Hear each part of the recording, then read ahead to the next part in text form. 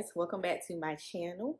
I am here to answer a couple of questions straight from my TikTok. People keep liking the same comments and wanting answers, so I decided to bring them to my YouTube channel to answer these questions. So we're just going to jump right in. The first one is, could you drink alcohol? It does not make sense to drink alcohol and try to lose weight because alcohol is full of nothing but sugar.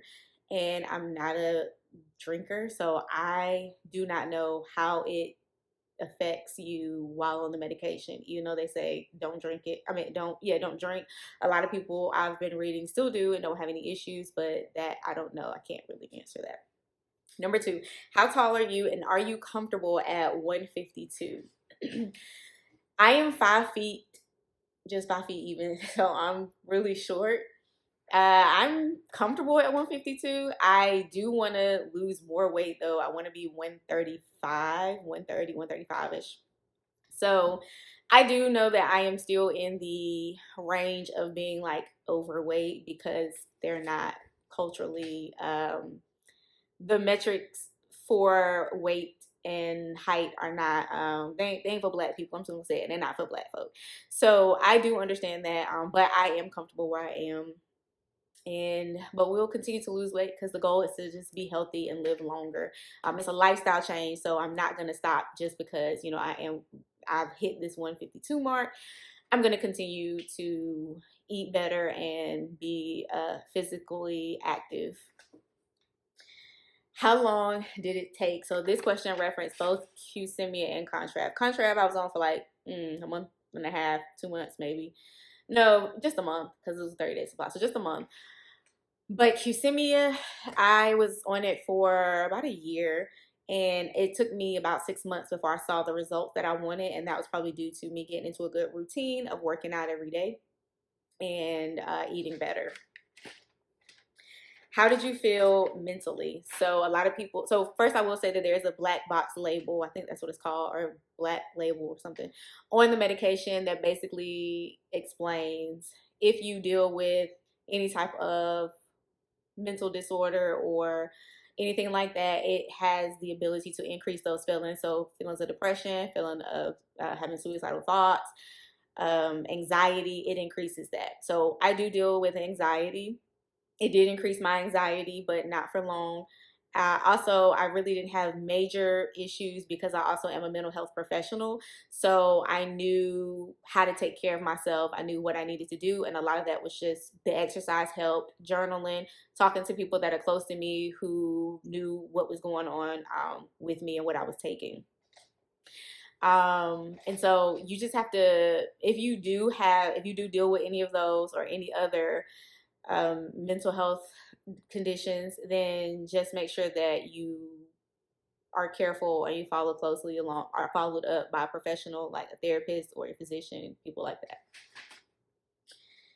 How long did it take to curb your appetite? So it did take a minute. The first day or two, I was starving, guys. Like I felt like I hadn't eaten. I wanted to eat everything in sight.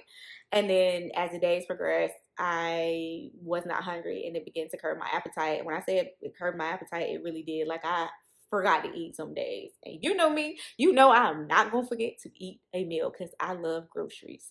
But it's gonna work eventually. So just give it time.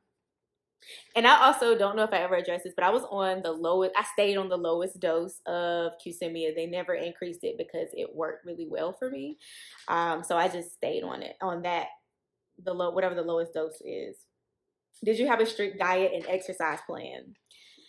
Yes and no. So I ran every day 3 miles a day. So that might look like maybe a mile in the morning, 2 miles in the evening, or 2 miles in the morning, 1 in the evening, or 1.5, whatever. But I just made sure to get 3 miles in a day, daily, even on the weekends.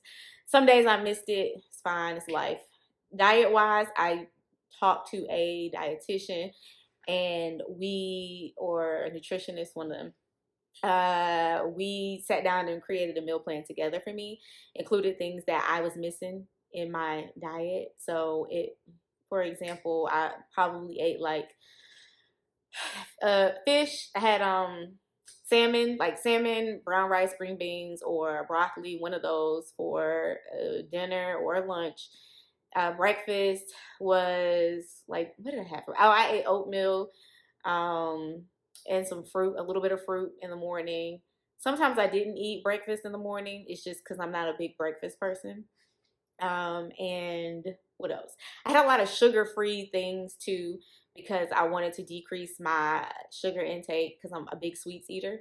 And so I would substitute my desserts for like yogurt or some fruit, something like that.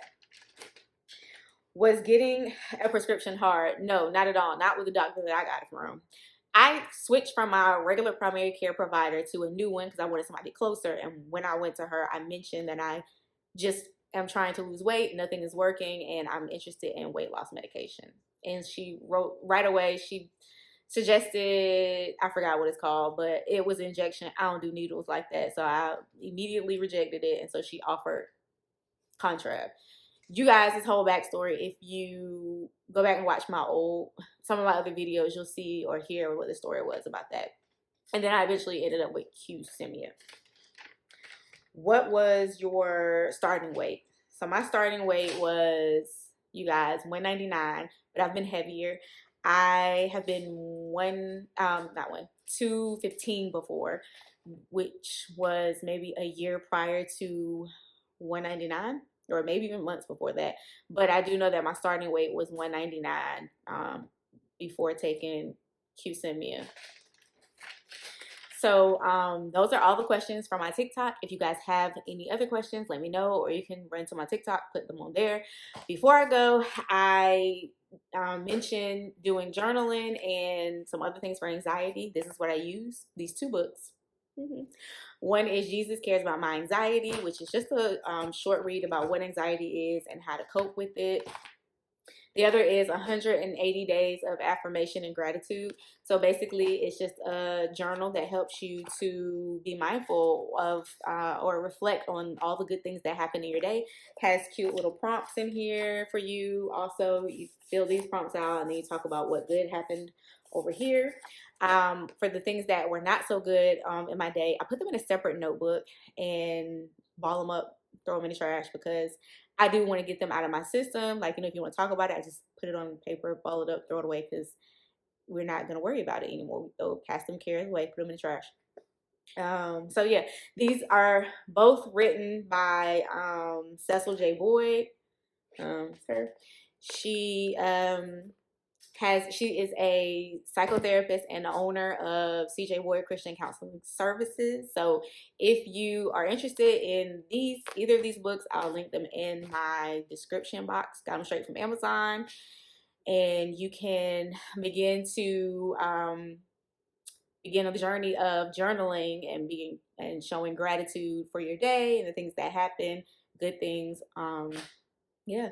So if this video was helpful for you, give me a thumbs up. If you like it enough, share it and suggest it to somebody else.